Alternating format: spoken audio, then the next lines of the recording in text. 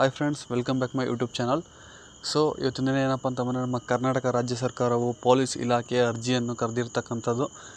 So ಇದನ್ನು KEA ಅವರಿಗೆ ವಹಿಸಿದ್ದಾರೆ. ಸೊ ಅವರು KEA ಅವರು ಏನಪ್ಪ ಅಂತಂದರೆ ಏನು ಹೇಳ್ತಾರೆ ಅದ್ರ ಪ್ರಕಾರ ನಡ್ಕೋತಾರೆ. ಸೊ ಆಗಸ್ಟ್ 2 ಎಕ್ಸಾಮ್ ಅಂದರೆ 99% ಆಗಸ್ಟ್ಗೆ ಎಕ್ಸಾಮ್ ಇಟ್ಟಿರ್ತಾರೆ. ಸೊ 2ನೇ ತಾರೀಕು ಎಕ್ಸಾಮ್ ಇಟ್ಟಿರ್ತಾರೆ.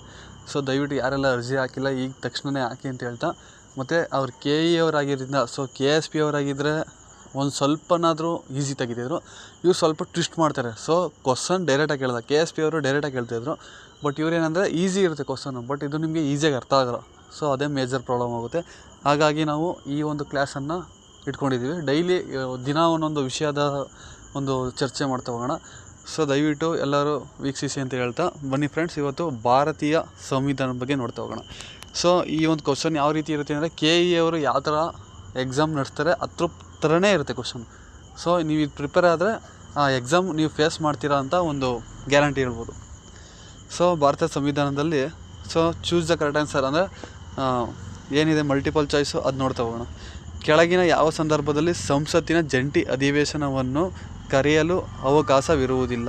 ಸೊ ನೋಡಿ ಫ್ರೆಂಡ್ಸ್, ವೆರಿ ಇಂಪಾರ್ಟೆಂಟ್ ಇದು. ಜಂಟಿ ಅಧಿವೇಶನದ ಬಗ್ಗೆ ಕೇಳ್ತಾನೆ ಇರ್ತಾನೆ. ಸೊ ಈ ಕೆಳಗಿನ ಯಾವ ಸಂದರ್ಭದಲ್ಲಿ ಸಂಸತ್ತಿನ ಜಂಟಿ ಅಧಿವೇಶನವನ್ನು ಕರೆಯಲು ಅವಕಾಶವಿರುವುದಿಲ್ಲ ಅಂತ ಕೇಳಿದ್ದಾರೆ. ಆಪ್ಷನ್ ಎ ಬಂದು ಸಾಮಾನ್ಯ ವಿಧೇಯಕ ಮತ್ತು ಹಣಕಾಸು ವಿಧೇಯಕ, ಧನ ವಿಧೇಯಕ ಮತ್ತು ಸಂವಿಧಾನ ತಿದ್ದುಪಡಿ ವಿಧೇಯಕ, ರಾಷ್ಟ್ರಪತಿಗಳ ದೋಷಾರೋಪಣೆ ಸಂದರ್ಭ, ತುರ್ತು ಪರಿಸ್ಥಿತಿಯ ಘೋಷಣೆಯ ಅನುಮೋದನೆ. ಸೊ ನೋಡಿ ಫ್ರೆಂಡ್ಸ್, ಯಾವ ಸಂದರ್ಭದಲ್ಲಿ ಜಂಟಿ ಅಧಿವೇಶನವನ್ನು ಕರೆಯಲು ಅವಕಾಶವಿರುವುದಿಲ್ಲ ಅಂತ ಬಂದರೆ, ಧನ ವಿಧೇಯಕ ಮತ್ತು ಸಂಸತ್ತಿನ ತಿದ್ದುಪಡಿ ವಿಧೇಯಕ. ಅಂದರೆ ಸಂಸತ್ತಿನ ತಿದ್ದುಪಡಿ ಮಾಡುವಾಗ, ಸಂವಿಧಾನವನ್ನು ತಿದ್ದುಪಡಿ ಮಾಡುವಾಗ ಸೊ ಈ ಒಂದು ಜಂಟಿ ಅಧಿವೇಶನವನ್ನು ಕರೆಯಲು ಅವಕಾಶವಿರುವುದಿಲ್ಲ. ಇದ್ರ ಬಗ್ಗೆ ಸಾರಾಂಶ ನೋಡ್ತಾ ಹೋದಾದರೆ, ಸಂವಿಧಾನ ವಿಧಿ 108ರ ಅಡಿಯಲ್ಲಿ ಉಭಯ ಸದನಗಳ ನಡುವೆ ಸಾಮಾನ್ಯ ವಿಧೇಯಕಗಳ ಕುರಿತು ಭಿನ್ನಾಭಿಪ್ರಾಯ ಮೂಡಿದಾಗ ಮಾತ್ರ ಜಂಟಿ ಅಧಿವೇಶನವನ್ನು ಕರೆಯಬಹುದು. ಸೊ ನೋಡಿ ಫ್ರೆಂಡ್ಸ್, ಈ ಕಾನ್ಸೆಪ್ಟನ್ನು ಅರ್ಥ ಮಾಡ್ಕೊಬಿಡಿ. ಜಂಟಿ ಅಧಿವೇಶನ ಯಾವ ಒಂದು ವಿಧಿ ಅಡಿಯಲ್ಲಿ ಬರ್ತದೆ ಅಂದರೆ 108ರ ಅಡಿಯಲ್ಲಿ ಬರ್ತದೆ.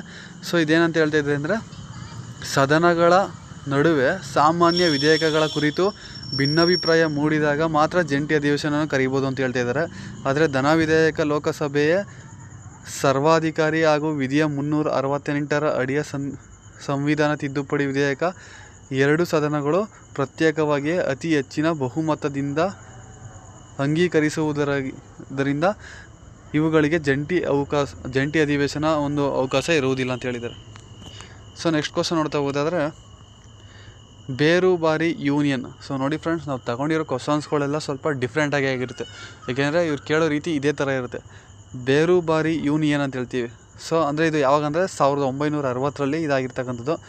ಮೊಕದ್ದಮೆಯಲ್ಲಿ ಸುಪ್ರೀಂ ಕೋರ್ಟ್ ಪೀಠಿಕೆಯ ಕುರಿತು ನೀಡಿದ ಪ್ರಮುಖ ತೀರ್ಪು ಯಾವುದು? ಸೊ ಬೇರುಬಾರಿ ಯೂನಿಯನ್ನಲ್ಲಿ ಈ ಒಂದು ಸುಪ್ರೀಂ ಕೋರ್ಟು ಪೀಠಿಕೆಯ ಕುರಿತು ಯಾವ ಒಂದು ತೀರ್ಪನ್ನು ನೀಡಿದೆ.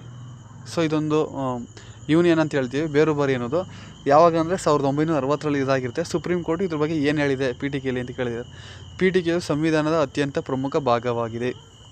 ಪೀಠಿಕೆಯನ್ನು ಯಾವುದೇ ಕಾರಣಕ್ಕೂ ತಿದ್ದುಪಡಿ ಮಾಡಲು ಸಾಧ್ಯವಿಲ್ಲ. ಪೀಠಿಕೆಯು ಸಂವಿಧಾನದ ಒಂದು ಭಾಗವಲ್ಲ. ಪೀಠಿಕೆಯು ಮೂಲಭೂತ ಹಕ್ಕುಗಳಿಂದ ಮಿಗಿಲಾಗಿದ್ದು ಅಂತ ಹೇಳಿದ್ದಾರೆ. ಸೊ ನೋಡಿ ಫ್ರೆಂಡ್ಸ್, ನಿಮಗೆ ಈಗ ಒಂದು ಕ್ಲಾರಿಟಿ ಸಿಕ್ತು. ಬೇರುಬಾರಿ ಯೂನಿಯನ್ ಅಂದರೆ ಏನಂದರೆ, ಇದು ಯಾವುದಕ್ಕೆ ಸಂಬಂಧಪಟ್ಟಿದೆ ಅಂದರೆ ಪೀಠಿಕೆಗೆ ಸಂಬಂಧಪಟ್ಟಿರೋದು ಅಂತ ಒಂದು ಕ್ಲಾರಿಟಿ ಸಿಕ್ತು. ಸೊ ಇದಕ್ಕೆ ಸರಿಯಾದ ಉತ್ತರ ಬಂದು ಪೀಠಿಕೆಯು ಸಂವಿಧಾನದ ಒಂದು ಭಾಗವಲ್ಲ. ಸೊ ಇದು ಎಷ್ಟೊಂದು ಸಲ ಕ್ವಶನ್ ಕೇಳಿದ್ದಾರೆ. ಪೀಠಿಕೆಯು ಈ ಕೆಳಗಿನ ಯಾವುದು ಸರಿಯಾಗಿದೆ? ಇದೊಂದು ಸಂವಿಧಾನದ ಭಾಗವಲ್ಲ, ಅಥವಾ ಇದು ತಿದ್ದುಪಡಿ ಮಾಡೋಂಗಿಲ್ಲ ಅಂತ ಕೇಳಿದ್ದಾರೆ. ಎಷ್ಟೊಂದು ಸಲ ಕೇಳಿದ್ದಾರೆ. ಸೊ ಹಾಗಾಗಿ ಇದು ಪೀಠಿಕೆಯು ಸಂವಿಧಾನದ ಭಾಗವಲ್ಲ. ಇದು ಯಾವ್ದು ಹೇಳ್ತದೆ ಅಂದರೆ ಬೇರುಬಾರಿ ಯೂನಿಯನ್. ಸೊ ಇದ್ರ ಬಗ್ಗೆ ನೋಡ್ತಾ ಹೋದರೆ, 1960ರ ಬೇರುಬಾರಿ ಪ್ರಕರಣದಲ್ಲಿ ಸುಪ್ರೀಂ ಕೋರ್ಟ್ ಪೀಠಿಕೆಯು ಸಂವಿಧಾನದ ಭಾಗವಲ್ಲ ಎಂದು ತೀರ್ಪು ನೀಡಿದ್ದು, ಆದರೆ ನಂತರದ ಐತಿಹಾಸಿಕ ಅಂದರೆ 1973ರ ಕೇಶವಾನಂದ ಭಾರತಿ ಪ್ರಕರಣದಲ್ಲಿ ಸುಪ್ರೀಂ ಕೋರ್ಟ್ ತನ್ನ ಹಳೆಯ ತೀರ್ಪನ್ನು ಬದಲಾಯಿಸಿ ಪೀಠಿಕೆಯು ಸಂವಿಧಾನದ ಒಂದು ಅವಿಭಾಜ್ಯ ಅಂಗ ಅಂತ ಹೇಳ್ತೀವಿ. ಸೊ ನೋಡಿ ಫ್ರೆಂಡ್ಸ್, ಮೊದಲು 1960 ಬೇರುಬಾರಿ ಪ್ರಕರಣದಲ್ಲಿ ಈ ಒಂದು ಪೀಠಿಕೆಯು ಸಂವಿಧಾನದ ಭಾಗವಲ್ಲ ಅಂತ ಹೇಳಿತ್ತು. ಅದೇ ತೀರ 1973ರ ಕೇಶವಾನಂದ ಭಾರತಿ ಪ್ರಕರಣದಲ್ಲಿ ಈ ಸುಪ್ರೀಂ ಕೋರ್ಟ್ ಏನು ಮಾಡಿದೆ ಅಂದರೆ, ಈ ಒಂದು ಪೀಠಿಕೆಯು ಸಂವಿಧಾನದ ಒಂದು ಅವಿಭಾಜ್ಯ ಅಂಗ ಅಂತ ಹೇಳಿದೆ. ಸೊ ಇದು ಅರ್ಥ ಮಾಡ್ಕೊಳ್ಳಿ. ಇವಾಗ ಏನಂದರೆ, ಇದು ಪೀಠಿಕೆಯ ಒಂದು ಅವಿಭಾಜ್ಯ ಅಂಗವಾಗಿರುತ್ತೆ. ಸೊ ನೆಕ್ಸ್ಟ್ ಕ್ವಶನ್ ನೋಡ್ತಾ ಹೋದಾದರೆ, ರಾಜ್ಯ ನಿರ್ದೇಶಕ ತತ್ವಗಳಲ್ಲಿನ ಯಾವ ವಿಧಿಯು ಭಾರತದ ವಿದೇಶಾಂಗ ನೀತಿಯ ಮೂಲಾಧಾರವಾಗಿದ್ದು ಅಂತಾರಾಷ್ಟ್ರೀಯ ಶಾಂತಿ ಪ್ರಚಾರವನ್ನು ಉಲ್ಲೇಖಿಸುತ್ತದೆ? ಸೊ ಇದೊಂದು ಸ್ವಲ್ಪ ನೀಟಾಗಿ ನೋಡ್ಕೊಳ್ಳಿ ಫ್ರೆಂಡ್ಸ್. ರಾಜ್ಯ ನಿರ್ದೇಶಕ ತತ್ವಗಳು ಯಾವ ವಿಧಿಯಲ್ಲಿ ಬರ್ತದೆ ಅಂತ ಇಂಡೆರಡ ಕೇಳಿರೋದಷ್ಟೇ ಇದು. ಸೊ ಭಾರತದ ವಿದೇಶಾಂಗ ನೀತಿಯು ಮೂಲಾಧಾರವಾಗಿದ್ದು ಅಂತಾರಾಷ್ಟ್ರೀಯ ಶಾಂತಿಯ ಪ್ರಚಾರವನ್ನು ಉಲ್ಲೇಖಿಸುತ್ತದೆ ಅಂತ ಹೇಳ್ತಾರೆ. ಯಾವ ವಿಧಿಯಲ್ಲಿ ಬರ್ತದೆ ಅಂದರೆ ರಾಜ್ಯ ನಿರ್ದೇಶಕ ತತ್ವ 45, 48A, 50, 51. ಇದಕ್ಕೆ ಸರಿಯಾದ ಉತ್ತರ ಬಂದು 51ನೇ ವಿಧಿ. ಸೊ 51ನೇ ವಿಧಿ ಏನಂದರೆ ರಾಜ್ಯ ನಿರ್ದೇಶಕ ತತ್ವಗಳ ಬಗ್ಗೆ ನೋಡ್ತಾ ಹೋಗ್ತದೆ. ಸೊ ಇದ್ರ ಬಗ್ಗೆ ನೋಡ್ತಾ ಹೋದರೆ, ಸಂವಿಧಾನದ 4ನೇ ಭಾಗದಲ್ಲಿರುವ ರಾಜ್ಯ ನಿರ್ದೇಶಕ ತತ್ವಗಳ ಕೊನೆಯ ವಿಧಿಯಾಗಿದ್ದ 51 ಭಾರತದ ವಿದೇಶಾಂಗ ನೀತಿಯನ್ನು ನಿರ್ದೇಶಿಸುತ್ತದೆ.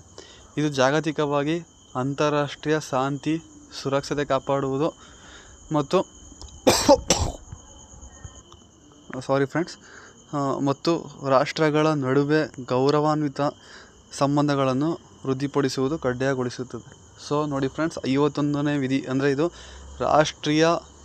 ರಾಜ್ಯ ನಿರ್ದೇಶಕ ತತ್ವ ಯಾವ ಭಾಗದಲ್ಲಿ ಬರ್ತದೆ ಅಂದರೆ, ಸೊ ರಾಜ್ಯ ನಿರ್ದೇಶಕ ತತ್ವ 4ನೇ ಭಾಗದಲ್ಲಿ ಬರ್ತದೆ. ಸೊ ದಯವಿಟ್ಟು ಸಂವಿಧಾನ ಅಂತ ಬಂದಾಗ ಯಾವ ವಿಧಿಗಳು, ತಿದ್ದುಪಡಿಗಳು, ಭಾಗಗಳು ಇದನ್ನು ನೀವು ಕರೆಕ್ಟಾಗಿ ನೆನ್ಪಿಟ್ಕೋಬೇಕಾಗುತ್ತೆ.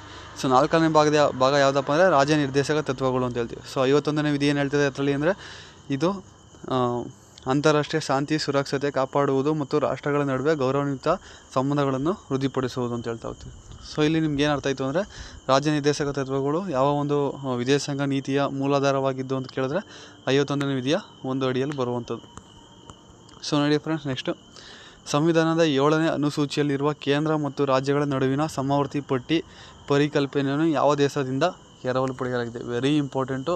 ನೀವು ದಯವಿಟ್ಟು ಸಂವಿಧಾನ ಓದುವಾಗ ಎರವಲು ಯಾವ್ಯಾವ ದೇಶದಿಂದ ಏನೇನೋ ಎರವಲು ಪಡ್ಕೊಂಡಿದ್ದೀವಿ ಅದನ್ನು ನೀವು ನೋಡಲೇಬೇಕಾಗುತ್ತೆ.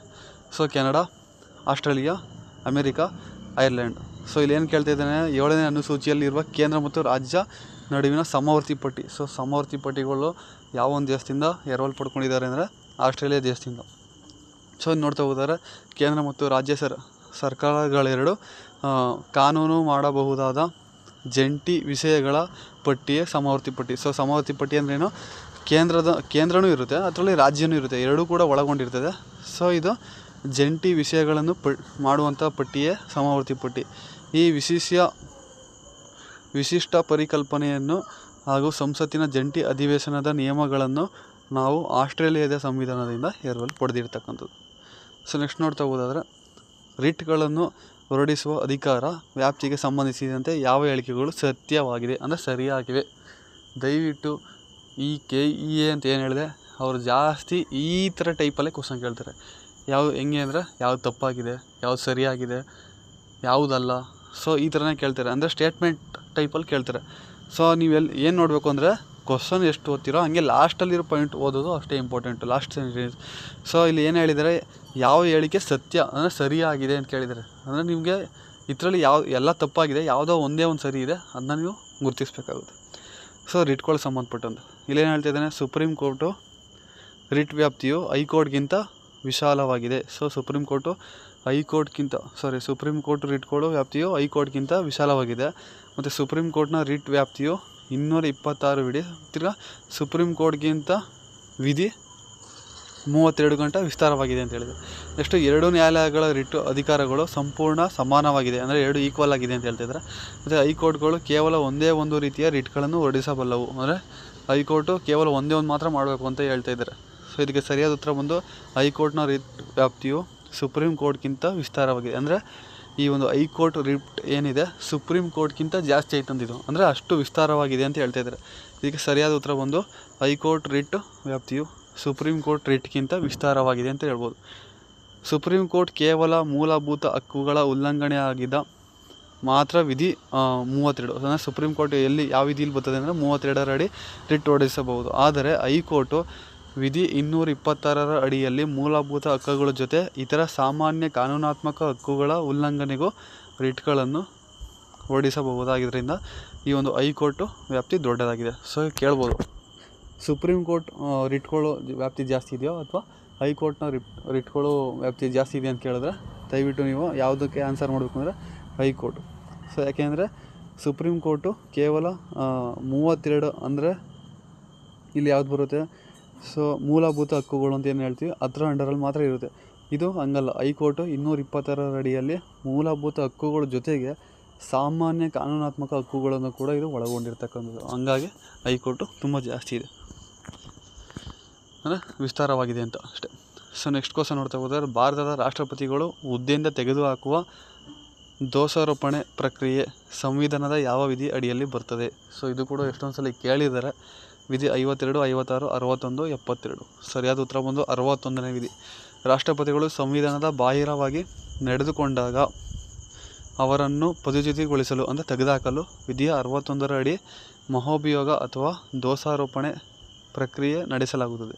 ಇದನ್ನು ಸಂಸತ್ತಿನ ಉಭಯ ಸದನಗಳಲ್ಲಿ 66% ಹೆಚ್ಚು ಅಂದರೆ 2/3 ಅಂತೇನು ಹೇಳ್ತೀವಿ ಬಹುಮತದಿಂದ ಅಂಗೀಕರಿಸಲಾಗುತ್ತದೆ ಅಂತ ಹೇಳ್ತೀವಿ. ಸೊ ನೋಡಿ ಫ್ರೆಂಡ್ಸ್, ಇಲ್ಲಿ ಏನಂದರೆ ಈ ಒಂದು ರಾಷ್ಟ್ರಪತಿಯನ್ನು ಏನು ಪದಚ್ಯುತಿಗೊಳಿಸ್ತೀವಲ್ಲ ಅದು ಯಾವ ವಿಧಿಯಲ್ಲಿ ಬರ್ತದೆ ಅಂದರೆ 61ನೇ ವಿಧಿಯಲ್ಲಿ ಬರ್ತದೆ.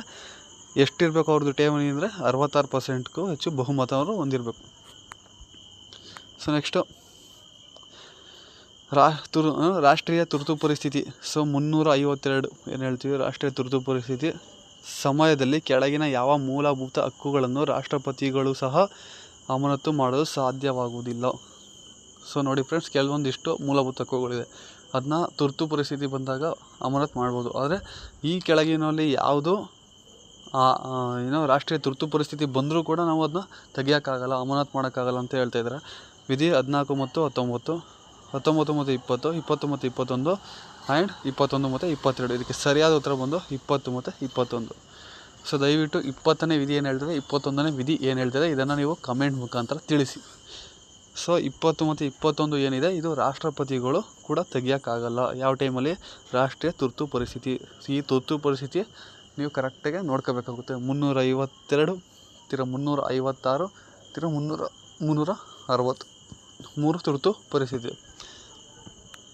ಸೊ 44ನೇ ಸಂವಿಧಾನದ ತಿದ್ದುಪಡಿ ಕಾಯ್ದೆ 1978ರ ನಂತರ ಜಾರಿಗೆ ಬಂದ ನಿಯಮದಂತೆ ದೇಶದಲ್ಲಿ ಎಂತಹದೇ ತುರ್ತು ಪರಿಸ್ಥಿತಿ ಇದ್ದರೂ ನಾಗರಿಕ ವಿಧಿ ಅಂದರೆ 20ನೇದು ಏನು ಹೇಳ್ತದೆ ಅಪರಾಧಗಳಿಗೆ ಶಿಕ್ಷೆ ರಕ್ಷಣೆ ಮತ್ತು 21ನೇ ವಿಧಿ ಜೀವಿಸುವ ಹಕ್ಕು ಅಂತ ಏನು ಹೇಳ್ತೀವಿ ಅದು ಇದನ್ನು ಕಸಿದುಕೊಳ್ಳುವಂತಿಲ್ಲ, ಅಂದರೆ ಇದು ಅಮಾನತು ಮಾಡೋಂಗಿಲ್ಲ ಅಂತ ಹೇಳಿದರೆ. ಯಾವುದೋ 20 ಮತ್ತು 21 ಯಾವ ಒಂದು ತಿದ್ದುಪಡಿ ಅಂದರೆ ಸಂವಿಧಾನದ 44ನೇ ತಿದ್ದುಪಡಿ ಯಾವಾಗ ಬಂತು ಅಂದರೆ 1948. ದಯವಿಟ್ಟು ಇವೆಲ್ಲ ನೀವು ನೋಟ್ಸ್ ಮಾಡಿಕೊಂಡ್ರೆ ಬೇಗ ರಿವಿಷನ್ ಮಾಡ್ಬೋದು. ಅಂದರೆ ಎಕ್ಸಾಮ್ ಇನ್ನೊಂದು ವಾರ ಐತೆ ಅಥವಾ ಇನ್ನೊಂದು 5 ದಿನ ಐತೆ ನನಗೆ ಇದನ್ನ ರಿವಿಷನ್ ಮಾಡ್ಕೋಬೋದು. ಇವೆಲ್ಲ ನೀವು ಸಾರಾಂಶ ನೀಟಾಗಿ ಬರ್ಕೋಬೇಕು.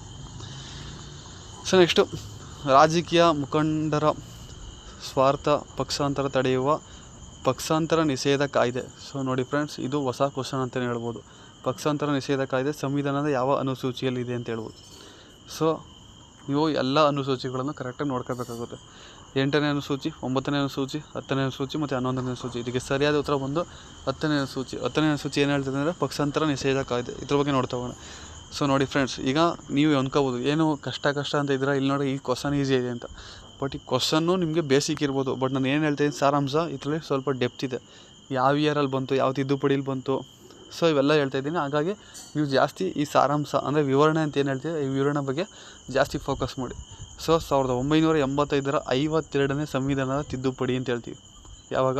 1985ನೇ 52ನೇ ಸಂವಿಧಾನದ ತಿದ್ದುಪಡಿಯ ಮೂಲಕ ಸಂವಿಧಾನಕ್ಕೆ 10ನೇ ಅನುಸೂಚಿಯನ್ನು ಸೇರಿಸಲಾಗಿದ್ದು, ಚುನಾವಣೆ ಗೆದ್ದ ನಂತರ ಶಾಸಕರು ಅಥವಾ ಸಂಸದರು ಬೇರೆ ಪಕ್ಷಕ್ಕೆ ಜಿಗಿದರೆ ಈ ಕಾಯ್ದೆ ಅಡಿಯಲ್ಲಿ ಅವರ ಸದನದ ಸದಸ್ಯತ್ವ ರದ್ದಾಗುತ್ತದೆ. ಅಂದರೆ ಫಾರ್ ಎಕ್ಸಾಂಪಲ್ ಯಾವುದೋ ಒಂದು ಪಾರ್ಟಿಲಿ ನಿಂತಿರ್ತಾನೆ, ಅದೇ ಪಾರ್ಟಿಲಿ ಗೆದ್ದುಬಿಡ್ತಾನೆ.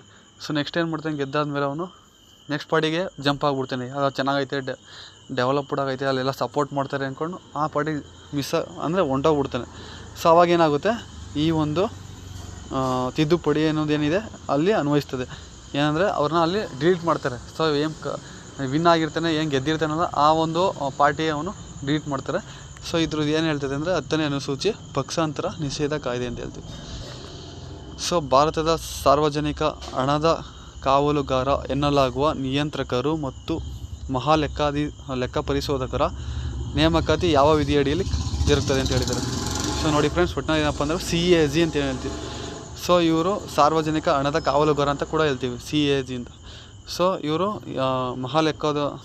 ಮಹಾಲೆಕ್ಕ ಪರಿಶೋಧಕರ ನೇಮಕಾತಿ ಯಾವ ವಿಧಿ ಅಡಿಯಲ್ಲಿ ಬರ್ತದೆ ಅಂದರೆ 76, 148, 280, 324. ಇದಕ್ಕೆ ಸರಿಯಾದ ಉತ್ತರ ಬಂದು 148. 148ನೇ ವಿಧಿ ಏನು ಹೇಳ್ತದೆ ಅಂದರೆ CAG ಅಂದರೆ ಏನು ಹೇಳ್ತೀವಿ, ಲೆಕ್ಕ ಪರಿಶೋಧಕರನ್ನ ನೇಮಕಾತಿ ಮಾಡೋದು. ಸೊ 148ನೇ ವಿಧಿ ಅಡಿಯಲ್ಲಿ ರಾಷ್ಟ್ರಪತಿಗಳದು CAG ಫುಲ್ ಫಾರ್ಮ್ ಕೇಳ್ಬೋದು, ಕಂಟ್ರೋಲರ್ ಆ್ಯಂಡ್ ಆಡಿಟರ್ ಜನರಲ್ ಅಂತ ಹೇಳ್ತೀವಿ, ಕಂಟ್ರೋಲರ್ ಆಡಿಟರ್ ಜನರಲ್ ಅಂತ. ಸೊ ಇದು 148ನೇ ಅಡಿಯಲ್ಲಿ ವಿಧಿ 148ನೇ ಅಡಿಯಲ್ಲಿ ರಾಷ್ಟ್ರಪತಿಗಳು ಅವರನ್ನು ನೇಮಕ ಮಾಡ್ತಾ ಹೋಗ್ತಾರೆ. ಇವರನ್ನು ಕೇಂದ್ರ ಮತ್ತು ರಾಜ್ಯ ಸರ್ಕಾರಗಳ ಪ್ರತಿಯೊಂದು ರೂಪಾಯಿ ಖರ್ಚನ್ನು ಆಡಿಟ್ ಮಾಡಿ ವರದಿ ಸಲ್ಲಿಸುವ ಜವಾಬ್ದಾರಿ ಹೊಂದಿದ್ದಾರೆ. ಸೊ ಹಿಂಗೂ ಕೇಳ್ಬೋದು, ರಾಜ್ಯ ಮತ್ತು ಕೇಂದ್ರ ಸರ್ಕಾರದ ಹಣಕಾಸನ್ನು ಆಡಿಟ್ ಮಾಡುವಂಥ ಅಧಿಕಾರ ಯಾರಿಗಿದೆ ಅಂತ ಬಂದರೆ CAG, ಯಾರು, controller and audit general. So next question ನೋಡ್ತಾ ಹೋದರೆ, ಲೋಕಸಭೆಯ ಸಭಾಧ್ಯಕ್ಷರು ಅನಿವಾರ್ಯ ಕಾರಣಗಳಿಂದ ತಮ್ಮ ಸ್ಥಾನಕ್ಕೆ ರಾಜೀನಾಮೆ ನೀಡಬೇಕಾದ ಪತ್ರವನ್ನು ಯಾರಿಗೆ ನೀಡಬೇಕು? ಸೊ ಈಗ ರಾಜೀನಾಮೆಗಳು ಅಂತ ಬಂದರೂ ಕೂಡ ನೀವು ನೋಡ್ಕೋಬೇಕು. ಮತ್ತು ಅವ್ರು ಏನಾದರೂ ಎಲೆಕ್ಷನ್ ನಿಂತ್ಕೋಬೇಕು ಅಂದರೆ ಎಷ್ಟು ಏಜ್ ಆಗಿರಬೇಕು, ಎಕ್ಸಾಂಪಲ್ CM ಆಗಬೇಕು ಅಂದರೆ ಎಷ್ಟಾಗಿರಬೇಕು, ರಾಜ್ಯಪಾಲರಾಗಬೇಕು ಅಂದರೆ ಎಷ್ಟಾಗಿರಬೇಕು, ಇವೆಲ್ಲ ಏಜ್ಗಳು ಕರೆಕ್ಟಾಗಿ ನೋಡ್ಕೋಬೇಕಾಗುತ್ತೆ. ಸೊ ಇದಕ್ಕೆ ಭಾರತದ ರಾಷ್ಟ್ರಪತಿಗಳು ಕೊಡ್ತಾರೆ, ಭಾರತ ಪ್ರಧಾನಮಂತ್ರಿಗಳಿಗೆ, ಲೋಕಸಭೆಯ ಉಪಾಧ್ಯಕ್ಷರಿಗೆ ಅಥವಾ ಸುಪ್ರೀಂ ಕೋರ್ಟ್ನ ಮುಖ್ಯ ನ್ಯಾಯಾಧೀಶರಿಗೆ ಅಂತ ಹೇಳಿದ್ದಾರೆ. ಸೊ ಇದಕ್ಕೆ ಸರಿಯಾದ ಉತ್ತರ ಬಂದು ಲೋಕಸಭೆಯ ಸಭಾಧ್ಯಕ್ಷರಿಗೆ ಈ ಒಂದು ಲೋಕಸಭೆಯ ಸಭಾಧ್ಯಕ್ಷರು ತಮ್ಮ ರಾಜೀನಾಮೆ ಪತ್ರವನ್ನು ಕೊಡ್ತಾ ಹೋಗ್ತಾರೆ. ಸೊ ನೋಡೋಣ ಯಾವ ವಿಧಿ ಅಡಿಯಲ್ಲಿ ಹೆಂಗೆ ಅಂತ. ಸಂವಿಧಾನಾತ್ಮಕ ನಿಯಮಗಳ ಪ್ರಕಾರ ಲೋಕಸಭೆಯ ಸ್ಪೀಕರ್ ತಮ್ಮ ರಾಜೀನಾಮೆ ಪತ್ರವನ್ನು ಡೆಪ್ಯೂಟಿ ಸ್ಪೀಕರ್ಗೆ ನೀಡುತ್ತಾರೆ. ಅದೇ ರೀತಿ ಡೆಪ್ಯೂಟಿ ಸ್ಪೀಕರ್ ತಮ್ಮ ರಾಜೀನಾಮೆಯನ್ನು ಸ್ಪೀಕರ್ಗೆ ಕೊಡ್ತಾ ಹೋಗ್ತಾರೆ. ಉಪಾಧ್ಯಕ್ಷರು ಕೊಡ್ತಾರೆ, ಉಪಾಧ್ಯಕ್ಷರು ಅಧ್ಯಕ್ಷರಿಗೆ ತಮ್ಮ ರಾಜೀನಾಮೆ ಪತ್ರವನ್ನು ಕೊಡ್ತಾ ಹೋಗ್ತಾರೆ. ಸೊ ಭಾರತದಲ್ಲಿ ಸಾರ್ವಜನಿಕ ಹಿತಾಸಕ್ತಿ ಮೊಕದ್ದಮೆ ಅಂದರೆ PIL ಅಂತ ಏನು ಹೇಳ್ತೀವಿ, ಪರಿಕಲ್ಪನೆಯ ಪಿತಾಮಹ ಎಂದು ಯಾರನ್ನು ಕರೆಯಲಾಗುತ್ತದೆ? ಇನ್ನೊಂದ್ಸತಿ ಹೇಳ್ತೀನಿ, ಭಾರತದಲ್ಲಿ ಸಾರ್ವಜನಿಕ ಹಿತಾಸಕ್ತಿ ಅಂತ ಏನು ಹೇಳ್ತೀವಿ, ಸೊ ಮೊಕದ್ದಮೆಯ ಪರಿಕಲ್ಪನೆಯ ಪಿತಾಮಹ ಎಂದು ಯಾರನ್ನು ಕರೆಯಲಾಗುತ್ತದೆ ಅಂತ ಕೇಳಿದ್ದಾರೆ. ಇದಕ್ಕೆ ನ್ಯಾಯಮೂರ್ತಿ HJ ಕನಿಯಾ, ನ್ಯಾಯಮೂರ್ತಿ PN ಭಗವತಿ, ನ್ಯಾಯಮೂರ್ತಿ YV ಚಂದ್ರಚೂಡ್ ಆ್ಯಂಡ್ ನ್ಯಾಯಮೂರ್ತಿ ದೀಪಕ್ ಮಿಶ್ರಾ. ಇದಕ್ಕೆ ಸರಿಯಾದ ಉತ್ತರ ಬಂದು PN ಭಗವತಿ ಅಂತ ಹೇಳ್ತೀವಿ. ಸೊ ಇವರು ಏನಂದರೆ ಸಾರ್ವಜನಿಕ ಹಿತಾಸಕ್ತಿಯ ಪಿತಾಮಹ ಅಂತ ಕೂಡ ಕರೀತಾ ಹೋಗ್ತಾರೆ. ಇದ್ರ ಬಗ್ಗೆ ನೋಡ್ತಾ ಹೋದರೆ 1980ರ ದಶಕದಲ್ಲಿ ನ್ಯಾಯಮೂರ್ತಿ PN ಭಗವತಿ ಮತ್ತು ಕೃಷ್ಣ ಅಯ್ಯರ್ ಇವರಿಬ್ಬರು ಕೂಡ ಸೇರಿ ಜಂಟಿ ದೂರದೃಷ್ಟಿಯಿಂದ PIL ಅಂದರೆ full form public interest litigation ಅಂತ ಹೇಳ್ತೀವಿ. ಸೊ ಈ ಒಂದು ಭಾರತದಲ್ಲಿ ಜಾರಿಗೆ ತಂದಿರ್ತಕ್ಕಂಥದ್ದು. ಇದರಿಂದಾಗಿ ಬಡವರು ಮತ್ತು ತುಳಿತಕ್ಕೊಳಗಾದ ಪರವಾಗಿ ಬೇರೆ ಯಾವುದೇ ವ್ಯಕ್ತಿ ಕೋರ್ಟ್ಗೆ ಅರ್ಜಿ ಸಲ್ಲಿಸಬಹುದು ಅಂತ ಹೇಳಿದ್ದಾರೆ. ಸೊ PIL ಅಂದರೆ ಪಬ್ಲಿಕ್ ಇಂಟ್ರೆಸ್ಟ್ ಲಿಟಿಗೇಷನ್ ಅಂತ ಅರ್ಥ ಮಾಡ್ಕೊಳ್ಳಿ. ಇದು ಯಾವಾಗ ಬಂತು ಅಂದರೆ 1980ರಲ್ಲಿ. ಯಾರಪ್ಪ ಅಂದರೆ ಭಗವತಿ ಮತ್ತು ಕೃಷ್ಣ ಅಯ್ಯರ್ ಇಬ್ಬರು ಕೂಡ ಜಂಟಿಯಾಗಿ ಈ ಒಂದು ದೂರದೃಷ್ಟಿ ಇಟ್ಕೊಂಡು ನೋಡ್ಕೊಂಡಿದ್ದಾರೆ. ಸೊ ಇದೇನೇನೆಂದರೆ ಬಡವರು ಮತ್ತು ತುಳಿತಕ್ಕೊಳಗಾದವರ ಪರವಾಗಿ ಬೇರೆ ಯಾವುದೇ ವ್ಯಕ್ತಿ ಕೋರ್ಟಿಗೆ ಅರ್ಜಿ ಸಲ್ಲಿಸ್ಬೋದು ಅಂತ ಹೇಳ್ತಾ ಹೋಗ್ತದೆ, public interest litigation. So next ರಾಜ್ಯಸಭೆಗೆ ಕಲೆ, ಸಾಹಿತ್ಯ, ವಿಜ್ಞಾನ ಕ್ಷೇತ್ರಗಳ ಒಟ್ಟು 12 ಸಾಧಕರನ್ನು ರಾಷ್ಟ್ರಪತಿಗಳು ನಾಮಕರಣ ಮಾಡುವ ವಿಧಾನವನ್ನು ಎಲ್ಲಿಂದ ಪಡೆಯಲಾಗಿದೆ? ಸೊ ಇನ್ನು ಆಲ್ರೆಡಿ ಹೇಳಿದ್ದೀನಿ, ಎರವಲು ಪಡೆಯುವುದನ್ನು ನೀವು ಕರೆಕ್ಟಾಗಿ ತಿಳ್ಕೋಬೇಕು. ಸೊ ಇಲ್ಲಿ ಹೇಳಿದ್ರೆ ರಾಜ್ಯಸಭೆಯ ಕಲೆ, ಸಾಹಿತ್ಯ, ವಿಜ್ಞಾನ ಕ್ಷೇತ್ರಗಳ ಒಟ್ಟು 12 ಸಾಧಕರನ್ನು ರಾಷ್ಟ್ರಪತಿಗಳು ನಾಮಕರಣ ಮಾಡುವ ವಿಧಾನವನ್ನು ಎಲ್ಲಿಂದ ಎರವಲು ಪಡೆದಿದ್ದಾರೆ? ಸೊ ಇದಕ್ಕೆ ಸರಿಯಾದ ಉತ್ತರ ಬಂದು ಐರ್ಲೆಂಡ್ ಅಂತ ಹೇಳ್ತೀವಿ. ರಾಜ್ಯಸಭೆಗೆ ಕಲೆ, ಸಮಾಜ ಸೇವೆ ಮುಂತಾದ ಕ್ಷೇತ್ರಗಳ ತಜ್ಞರನ್ನು ಚುನಾವಣೆ ಇಲ್ಲದೆ ನೇರವಾಗಿ ನಾಮಕರಣ ಮಾಡುವ ಅದ್ಭುತ ಸಂಪ್ರದಾಯವನ್ನು ಹಾಗೂ ರಾಜ್ಯ ನಿರ್ದೇಶಕ ತತ್ವಗಳನ್ನು ಭಾರತವು ಐರ್ಲೆಂಡ್ ದೇಶದಿಂದ ಅಳವಡಿಸ್ಕೊಂಡಿದೆ. ಸೊ ನೆಕ್ಸ್ಟ್ ಕ್ವಶನ್ ನೋಡ್ತಾ ಹೋದರೆ, ಭಾರತದಾದ್ಯಂತ ಎಲ್ಲ ಧರ್ಮದವರಿಗೂ ಒಂದೇ ಕೌಟುಂಬಿಕ ಕಾನೂನು ತರುವ ಏಕರೂಪ ನಾಗರಿಕತೆ ಸಂಹಿತೆ ಅಂತ ಏನು ಹೇಳ್ತೀವಿ, ಈ ಒಂದು ಯಾವ ವಿಧಿಯಲ್ಲಿದೆ ಅಂತ ಕೇಳ್ತಿದ್ದಾರೆ. ಸೊ ಅಂದರೆ ನಿಮಗೆ ಡೈರೆಕ್ಟಾಗಿ ಕೇಳಬೇಕು ಅಂದರೆ, ಸೊ ಏನೋ ಅಂದರೆ ಏಕರೂಪ ನಾಗರಿಕ ಸಂಹಿತೆ ಯಾವ ವಿಧಿ ಅಡಿಯಲ್ಲಿ ಇದೆ ಅಂತ ಬಂದರೆ ಇದು 44ನೇ ವಿಧಿ ಅಡಿಯಲ್ಲಿ ಕಂಡುಬರ್ತದೆ. ಸೊ ರಾಜ್ಯ ನಿರ್ದೇಶಕ ತತ್ವಗಳ ಭಾಗವಾಗಿರುವ 44ನೇ ಇಡೀ ದೇಶಕ್ಕೆ ಏಕರೂಪ ನಾಗರಿಕ ಸಂಹಿತೆಯನ್ನು ತರಲು ನಿರ್ದೇಶಿಸಿದೆ. ಪ್ರಸ್ತುತ ಭಾರತದಲ್ಲಿ ಸಂಪೂರ್ಣವಾಗಿ UCC ಜಾರಿಗೆ ತಂದ ಮೊದಲ ರಾಜ್ಯವಾಗಿರ್ತಕ್ಕಂಥದ್ದು ಯಾವುದು ಅಂದರೆ ಗೋವಾ ರಾಜ್ಯ ಅಂತ ಹೇಳ್ತೀವಿ. ಸೊ UCC ಜಾರಿಗೆ ತಂದ ಮೊದಲ ರಾಜ್ಯ ಯಾವುದು ಅಂದರೆ ಗೋವಾ ಅಂತ ಹೇಳ್ತೀವಿ. ಇದು 44ನೇ ವಿಧಿ ಅಂತ ಹೇಳ್ತೀವಿ. ಇಡೀ ದೇಶಕ್ಕೆ ಏಕರೂಪ ನಾಗರಿಕ ಸಂಹಿತೆಯನ್ನು ನೀಡ್ತಾ ಹೋಗ್ತದೆ. ಸೊ ನೆಕ್ಸ್ಟು ನಗರ ಸ್ಥಳೀಯ ಸಂಸ್ಥೆಗಳು ಅಥವಾ ಮುನ್ಸಿಪಾಲಿಟಿಗಳಿಗೆ ಸಂವಿಧಾನಿಕ ಸ್ಥಾನಮಾನ ನೀಡಿದ ತಿದ್ದುಪಡಿ ಕಾಯ್ದೆ ಯಾವುದು ಅಂತ ಕೇಳಿದ್ದಾರೆ. ಸೊ ನಗರ ಸ್ಥಳೀಯ ಸಂಸ್ಥೆಗಳು ಆಗಿರ್ತಕ್ಕಂಥ ಮುನ್ಸಿಪಾಲಿಟಿಗಳು ಸಂವಿಧಾನಕ ಸ್ಥಾನಮಾನ ನೀಡುವ ತಿದ್ದುಪಡಿ ಯಾವುದು ಅಂತ ಕೇಳ್ತಾ ಇದ್ದಾರೆ. ಇದಕ್ಕೆ 74ನೇ ಸಂವಿಧಾನ ತಿದ್ದುಪಡಿ ಆಗಿರ್ತದೆ. ಸೊ 74ನೇ ಸಂವಿಧಾನ ತಿದ್ದುಪಡಿ ಯಾವುದಾಗಿರ್ತದೆ ಅಂದರೆ ನಗರ ಸ್ಥಳೀಯ ಸಂಸ್ಥೆಗಳು ಅಥವಾ ಮುನ್ಸಿಪಾಲಿಟಿಗಳಿಗೆ ಸಂವಿಧಾನ ಸ್ಥಾನಮಾನ ನೀಡುವಂಥ ತಿದ್ದುಪಡಿ ಆಗಿರ್ತದೆ. ಯಾವುದು 74ನೇದು. ಸೊ ಇದು 1992ರಲ್ಲಿ ತರಲಾಗಿರ್ತಕ್ಕಂಥದ್ದು. 74ನೇ ತಿದ್ದುಪಡಿಯ ಕಾಯ್ದೆಯು ನಗರಸಭೆ ನಗಾಳಿಕೆಗಂತಹ ನಗರ ಸ್ಥಳೀಯ ಸಂಸ್ಥೆಗಳಿಗೆ ಸಂವಿಧಾನಿಕ ಮಾನ್ಯತೆ ತಂದುಕೊಟ್ಟಿದ್ದು. ಇದು ಸಂವಿಧಾನದಲ್ಲಿ ಹೊಸದಾಗಿ 12ನೇ ಅನುಸೂಚಿ ಅಂತ ಏನು ಹೇಳ್ತೀವಿ ಅದರಲ್ಲಿ ಸೃಷ್ಟಿಸಿತ್ತು. ಸೊ ಲಾಸ್ಟ್ ಕ್ವಶನ್ ನೋಡ್ತಾ ಹೋಗೋಣ. ಸುಪ್ರೀಂ ಕೋರ್ಟ್ ಸಂವಿಧಾನದ ಮೂಲ ರಚನೆ ಬೇಸಿಕ್ ಸ್ಟ್ರಕ್ಚರ್ ಡಾಕ್ಟ್ರೈನ್ ಅಂತ ಏನು ಹೇಳ್ತೀವಿ, ಈ ಒಂದು ಸಿದ್ಧಾಂತವನ್ನು ಯಾವ ಐತಿಹಾಸಿಕ ಪ್ರಕರಣದಲ್ಲಿ ಜಾರಿಗೆ ತಂದಿತ್ತು ಅಂತ ಹೇಳ್ತಿದ್ದಾರೆ.